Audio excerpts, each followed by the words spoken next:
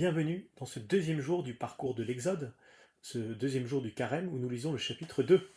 Hier, il était question des sages-femmes, Shifra et Poua, ces sages-femmes héroïques, et aujourd'hui, c'est la suite logique, après les sages-femmes, une naissance, la naissance d'un petit hébreu, d'un petit garçon, Moïse, abandonné par sa mère au bord du Nil, à cause justement du décret de Pharaon. Et on voit comment est-ce que Dieu va veiller sur Moïse.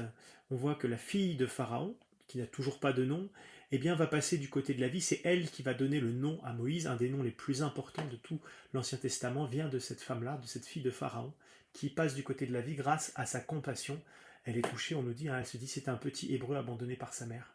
Elle a dû le recevoir comme un cadeau, peut-être d'un de ses dieux. On sait que le Nil, pour les Égyptiens, est une divinité, le dieu Happy. Voilà, peut-être qu'elle s'est dit I'm so happy. Trêve de blague, continuons dans le texte. En entendant ensuite, on voit la vie de Moïse va nous être contée assez vite et on nous parle d'une colère face à un Égyptien qui maltraite un Hébreu qui va le conduire au meurtre de cet Égyptien. Et on voit comment est-ce que Moïse va devoir fuir. Ce lien entre colère et meurtre, peut-être que ça a éveillé en vous votre mémoire de l'Évangile. Jésus, dans le Sermon sur la montagne, chapitre 5 de Saint Matthieu, je vous lis. Vous avez entendu qu'il a été dit aux ancêtres, tu ne tueras point, et si quelqu'un tue, il en répondra au tribunal. Eh bien moi je vous dis, quiconque se fâche contre son frère en répondra au tribunal.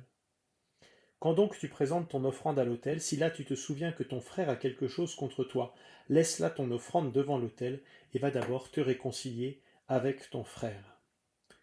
Voilà Jésus, on comprend pourquoi il fait ce lien entre la colère et le meurtre, pourquoi il est si vigilant sur la colère, parce que si elle n'est pas euh, accueillie et visitée par le pardon, par la réconciliation, alors elle dégénère et conduit petit à petit jusqu'au meurtre. Et je vous propose comme effort pour ce jour du 2 de notre carême, de vivre la réconciliation, que ce soit en recevant ou en donnant un pardon, en faisant un pas dans ce sens-là vis-à-vis de quelqu'un proche de vous.